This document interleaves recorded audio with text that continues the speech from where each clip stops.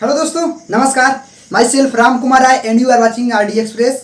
दोस्तों, आज की इस वीडियो में हम लोग आवर्त सारणी के बारे में सीखने वाले हैं, तत्वों के आवर्त वर्गीकरण के बारे में सीखने वाले हैं। सो दोस्तों, आप लोग इस वीडियो में आखिर तक बने रहिए और चैनल पर पहली बार आ ही गए हैं तो इस चैनल को सब्सक्राइब करके बेल का आइकन दबा कर रखिए आगे की वीडियो की नोटिफिकेशन सबसे पहले पाने के लिए। सो दोस्तों, आप लोग इस वीडियो में बने रहिए और चलिए इस वीडियो के माध्यम से हम सभी मिलकर आज कुछ नया सीख लेते हैं। दोस्तों, ध्यान दीजिए कि हम सीखने वाले हैं आवर्त सारणी के बारे में, लेकिन अभी आवर्त सारणी में प्रवेश करने से पहले मैं आपको कुछ ऐसी बातें बताना चाहता हूँ, कुछ ऐसा कंटेंट बताना चाहता हूँ जिसके आधार पर ही आवर्त सारणी की नींव खड़ी हुई। दोस्तों, वो कंटेंट है, वो बात है तत्व के बारे में। हम लोग सबसे पहले सीखते हैं कि तत्व क्या होता है, क्योंकि आवर्त सारणी में तत्वों का ही स्थान निर्धारित किया गया है। जब तत्व ही नहीं रहेंगे, तत्व के बारे में ही जानकारी हमें नहीं रहेगी तो हम आवर्त सारणी पढ़कर क्या करेंगे। ठीक है दोस्तों, तो दोस्तों सीखते हैं हम लोग कि वैसा पदार्थ जो एक ही प्रकार के परमाणुओं से मिलकर बना होता है उसे हम लोग तत्व कहते हैं। ध्यान दीजिए दोस्तों कि ऐसा पदार्थ जो सिर्फ एक ही प्रकार के परमाणु से मिलकर बना हो, निर्मित हो, वही तत्व कहलाता है। ठीक है दोस्तों।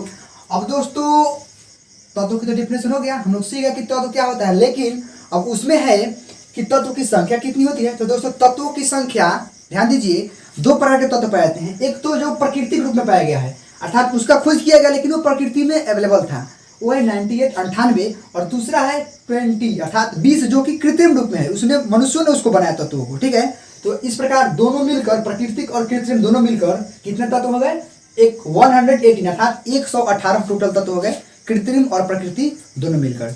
अब दोस्तों क्या हुआ, जो 118 टोटल तत्व हुए उसमें भी प्रकार हो गए, क्या, धातु और अधातु। तो उसमें क्या हो गए 91 अर्थात 91 धातु हो गए और शेष जो है 27 हो गए अधातु।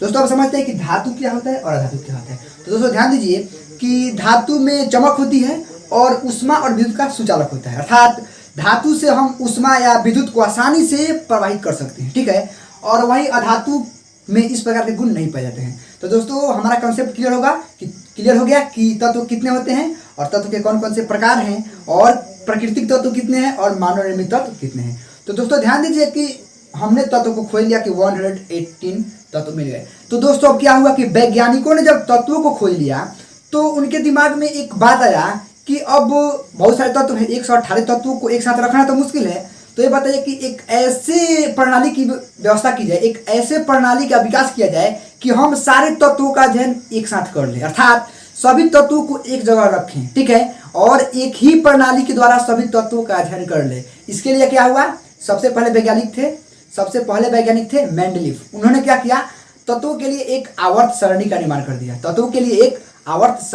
कर दिया। उसमें क्या हुआ, वे तत्वों को उसके परमाणु द्रव्यमान के अनुसार सजाए। दोस्तों ध्यान दीजिए कि किसी भी तत्व में जितने प्रोटॉनों की संख्या होती है नहीं उसका परमाणु संख्या होता है, और उसकी दोगुना कर देने से लगभग उसकी परमाणु द्रव्यमान ज्ञात हो जाता है। तो दोस्तों, जो मेंडलीफ थे अपने आवर्त सारणी में क्या किए, तत्वों को परमाणु द्रव्यमान के अनुसार सजा दिए। लेकिन दोस्तों आगे चलकर कुछ दिन उनका चला, लेकिन आगे चलकर क्या हुआ कि उसमें कुछ कमियां हो गई। कमी तो शुरू से ही था, उसमें कमियां हो गई कि उसमें हाइड्रोजन का स्थान निश्चित नहीं था। हाइड्रोजन के स्थान को लेकर बहुत सारे मतभेद अभी भी चल रहे हैं, बहुत सारी खामियां थी।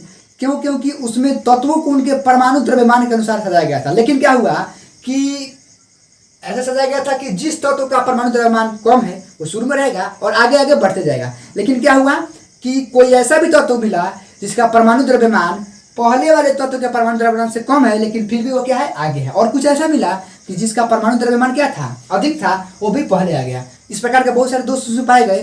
तो दोस्तों क्या हुआ कि इस दोष को ध्यान में रखते हुए आगे चलकर एक और आवर्त सारणी का निर्माण किया गया, जिसे हम लोग आधुनिक आवर्त सारणी के रूप में जानते हैं। उसका निर्माण किया मोसले ने। मोसले साहब क्या किए, उन्हीं की आवर्त सारणी में संशोधन करके नए आवर्त सारणी का विकास किए और उसी के बारे में आज हम लोग इस वीडियो में सीखने वाले हैं। दोस्तों चलिए अब सीखते हैं आवर्त सारणी के बारे में। ध्यान दीजिए कि जो मेंडलीफ द्वारा निर्मित आवर्त सारणी थी उसमें उसका डेफिनेशन था कि तत्वों के भौतिक या रासायनिक गुणधर्म उनके परमाणु द्रव्यमान के आवर्त फलन होते हैं। लेकिन जो आधुनिक आवर्त सारणी होता है उसमें तत्वों के भौतिक या रासायनिक गुणधर्म उनके परमाणु संख्या के आवर्त फलन होते हैं, अर्थात इसमें तत्वों की पहचान उसके परमाणु संख्या से होती है, जबकि उसमें परमाणु द्रव्यमान से होता था। ठीक है दोस्तों। तो दोस्तों अब देखते हैं, मान लीजिए कि आवर्त सारणी आपके सामने स्पष्ट है, बहुत मेहनत लगा दोस्तों इसको लिखने में। ठीक है, अब ध्यान दीजिए। अब इसमें क्या है दोस्तों कि दो बातें दिखाई दे रही। आप अभी पढ़े होंगे, मैट्रिक्स पढ़े होंगे, तो क्या था 1 2 3 4 है, तो उसमें दो चीजें होती थी, एक तो कॉलम होता था, दूसरा एक तो रो होता था, दूसरा कॉलम होता था, अर्थात पंक्ति और स्तंभ होता था। ठीक उसी प्रकार इसमें भी है। इसमें जो दिखाई दे रहा है ना ऐसे ऐसे लिखा गया ना 1 2 3 4 5 6 7 ऐसे ऐसे, ये क्या है? यह दोस्तों आवर्त है। ठीक है, जो स्वर आता है 36 कतारों को ना हम लोग आवर्त बोलते हैं। ठीक है, तो दोस्तों ध्यान दें कि आधुनिक आवर्त सारणी में भी जो आवर्त की संख्या है कितनी है? वो 7 है। और मैंडलीफ की आवर्त सारणी में भी आवर्तों की संख्या कितनी थी? 7 ही थी। लेकिन क्या हुआ कि जो आधुनिक आवर्त सारणी है उसमें 36 कतारों को आवर्त बोलते हैं, और उदग्र स्तंभ जो यहाँ खड़े दिखाई दे रहा है आपको, उसे हम लोग बोलते हैं वर्ग। तो क्या था? मैंडलीफ की आवर्त सारणी में वर्गों की संख्या 9 थी। लेकिन इसमें क्या हुआ? आधुनिक आवर्त सारणी में वर्गों की संख्या कितनी हो गई? एक से देखकर देखिए तो ध्यान दे रहे हैं 18 तक वर्ग हुए दोस्तों। ठीक है, तो दोस्तों ध्यान दीजिए कि वर्गों के सही निर्धारण के लिए ही आवर्त सारणी को बनाया गया कि सभी तत्वों का अध्ययन एक ही सारणी से हो जाए, इसीलिए आवर्त सारणी को बनाया गया। ठीक है दोस्तों, अब देखते हैं। इतना तो हम लोग समझ गए कि आधुनिक आवर्त सारणी का डेफिनेशन होता है कि तत्वों के भौतिक और रासायनिक गुणधर्म उनके परमाणु संख्या के आवर्त फलन होते हैं, अर्थात इसमें तत्वों की पहचान उनके परमाणु संख्या के आधार पर होती है। दोस्तों ध्यान दीजिए, जैसे यहाँ पे हाइड्रोजन है, इसका मतलब क्या है? हाइड्रोजन को किस वर्ग में रखा गया? ऐसा वर्ग है एक दिखाई, हाइड्रोजन को वर्ग 1 में रखा गया। क्यों? क्योंकि इसकी जो परमाणु संख्या होती है वो क्या होती है? 1 होती है। अब दोस्तों ध्यान दीजिए कि ये जो पहला वर्ग है ना, इसमें ये जो तत्व है पहले वर्ग के तत्व हैं, ठीक है, इनको हम बोलते हैं क्षारीय धातु। ध्यान दीजिए, पहले वर्ग के तत्वों को हम लोग बोलते हैं क्षारीय धातु। ठीक है, और ध्यान दीजिए कि ये जो दूसरे वर्ग के तत्व हैं वो क्या है? क्षारीय मृदा धातु कहलाते हैं। दूसरे वर्ग के जो तत्व हैं वो उन्हें कहते हैं हम लोग क्षारीय मृदा धातु।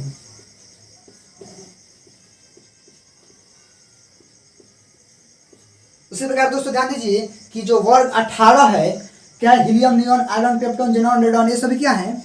ये हैं अक्रिय गैस। इसका मतलब क्या है कि आधुनिक आवर्त सारणी में अक्रिय गैस का स्थान अंत में 18 वर्ग में है।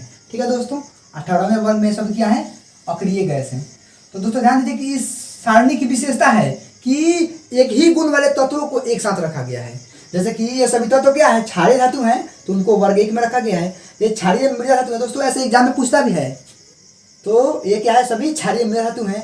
तो इस सारणी की यही विशेषता है कि एक ही गुण वाले पदार्थों को, तत्वों को एक साथ रखा जाता है। ठीक उसी प्रकार देखिए यहाँ पे helium, neon, argon, krypton, xenon, radon, ये सभी क्या हैं?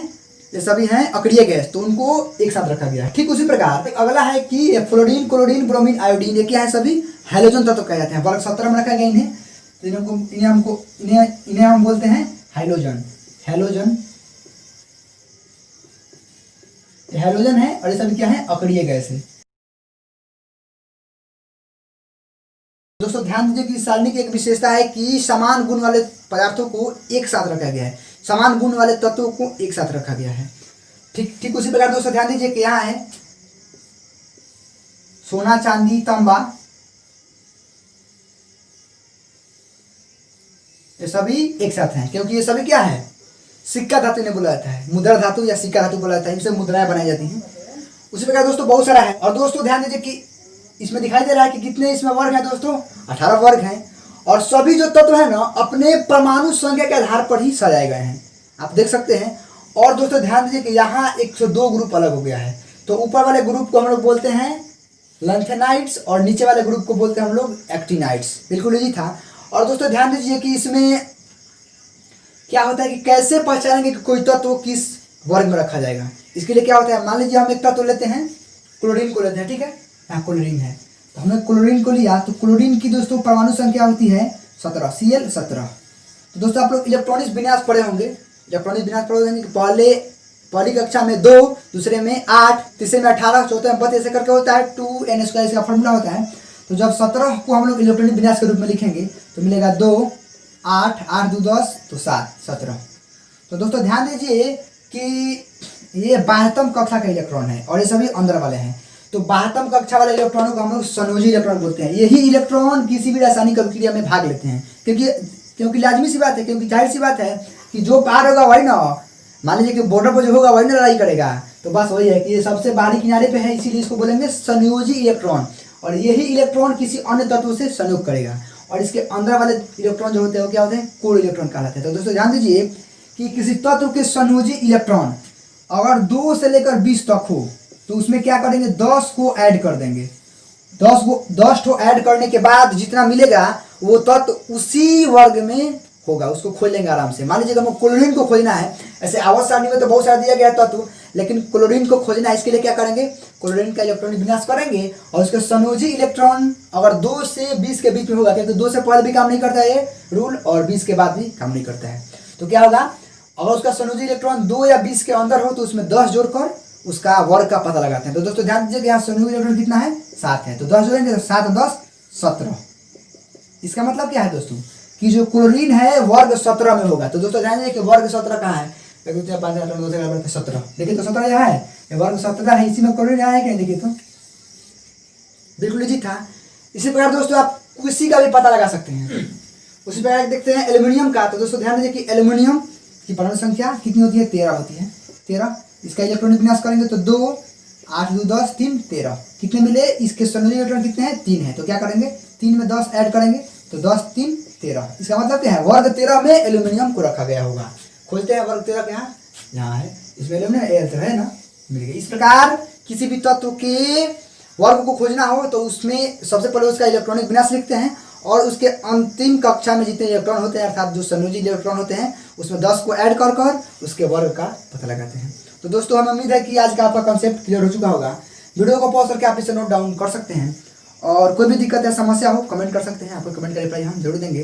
दोस्तों आज की इस वीडियो में बस इतना ही, मिलते हैं आपसे अगली वीडियो में अगले टॉपिक के साथ। तब तक के लिए मैं राम कुमार आप लोगों से विदा लेता हूँ।